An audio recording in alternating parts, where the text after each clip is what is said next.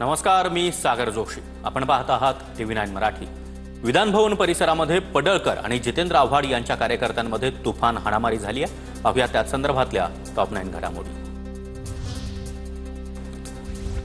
विधिमंडळाच्या लॉबीमध्ये गोपीचंद पडळकर आणि जितेंद्र आव्हाड यांच्या कार्यकर्त्यांमध्ये हाणामारी. 2 दिवसांपासून सुरू असलेल्या वादाचं रूपांतर हाणामारी. दोन्ही बाजूची शिवीगाळ आणि पाहून घेण्याची भाषा.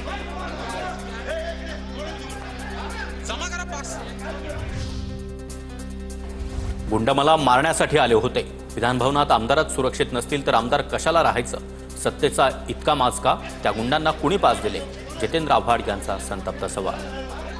विधानसभेमध्ये विधिमंडळाच्या पायऱ्यांवर भवनामध्ये आमदार सुरक्षित नसतील तर कशाला राहायचं आमदार? कोणीतरी मवाल्यासारखा येतो, आमच्या आई बहिणीवर शिव्या देतो, त्याला ऑफिशियल लँग्वेज म्हणून डिक्लेअर करा ना. सत्तेचा एवढा मुजरपणा, सत्तेचा एवढा माज. नितीन देशमुख कोण मला माहिती नाही. मी निघालो होतो. कोणी धमकी दिली तेही मला माहिती नाही. हाणामारीच्या प्रकारानंतर गोपीचंद पडळकर यांची प्रतिक्रिया. नितीन देशमुख यांनी तुम्हाला काल शिवीगाळ केली होती. बघून घेण्याची भाषा सुद्धा त्या ठिकाणी वापरण्यात आली. पेटा कोण आहे मला माहित नाही, मी ओळखत नाही त्याला. थेट आता वाद पेटला असं म्हणावं राष्ट्रवादी आणि भाजप आमने सामने. मला माहितच नाही ते कोण आहे, मी बघितलं नाही त्याला. गुंडांना विधानभवनात पास कुणी दिले त्याच्यावर कारवाई करा. विधानभवनामध्ये गुंडगिरी होणार असेल तर मुख्यमंत्र्यांनी सगळे विषय सोडून कारवाई करावी. उद्धव ठाकरेंची आक्रमक मागणी.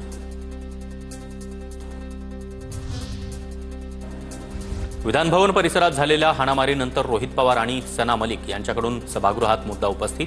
विधानभवनात अशा घटनेवेळी महिला सुरक्षेचं काय? सना मलिक यांचा सवाल. तर अध्यक्षांनी योग्य ती कारवाई करण्याची रोहित पवारांची मागणी.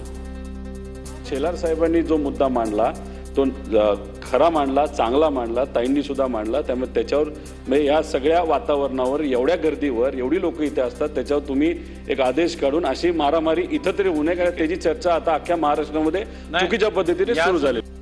ये पूरी घटना को मैंने अपने आंखों से देखा है और एक महिला होने के नाते जब हम अंदर आते हैं और इतने मर्द आसपास होते हैं और ऐसी कोई घटना जब अचानक से होती है और सारे मर्द एक तरफ एक डायरेक्शन में भागते हैं तो हम महिलाओं को ऐसे टाइम पे संरक्षण कौन देता है?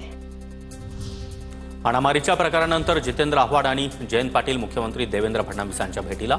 हाणामारीच्या प्रकारानंतर पडळकरांवर कठोर कारवाई करण्याची फडणवीसांकडे मागणी. विधानभवन परिसरामध्ये घडलेली घटना अत्यंत चुकीची, हे अशोभनीय आहे. विधानसभा अध्यक्ष आणि विधान परिषदेचे सभापती यांनी कडक कारवाई करावी. देवेंद्र फडणवीसांची मागणी. घटना अतिशय चुकीची आहे. माननीय अध्यक्षांनी आणि सभापतींनी याची गंभीर दखल घ्यावी आणि या संदर्भात जी काही कडक कारवाई आहे ती कडक कारवाई माननीय अध्यक्षांनी करावी, अशा प्रकारची विनंती मी त्यांच्याकडे केलेली आहे.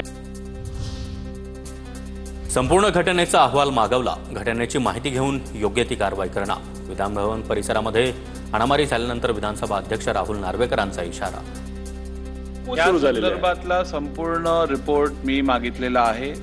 काय नेमकं घडलंय त्याची संपूर्ण माहिती माझ्याकडे आल्यानंतर उचित कारवाई मी करेन. मला विधानसभेत असताना जीवे मारण्याची धमकी मिळाली. जितेंद्र आव्हाड यांचा आरोप. बघू आता किती तासात कारवाई होते. धमकीच्या मेसेजनंतर आव्हाड यांची प्रतिक्रिया.